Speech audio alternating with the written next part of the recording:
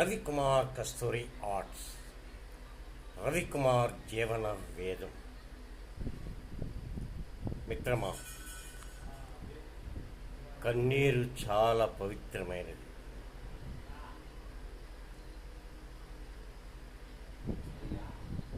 కొన్ని సంవత్సరాల కిందటి జరిగినవి ఆలోచించుకొని ఆ కన్నీరుని వృధా చేయకు.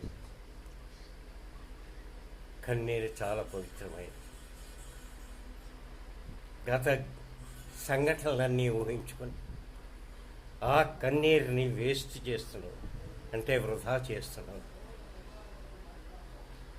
కన్నీరు నీకు పైకి రావాలంటే ఏదో రోజు నీ గుండె పగిలినప్పుడు ఆ కన్నీరు ప్రవాహమై పైకి వస్తుంది.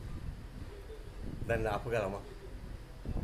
కన్నీరు ఎండిపోయే వరకు ఆ ప్రవాహం ఆగదు మిత్రమా. ఇదే రవికుమార్ జీవన వేదం.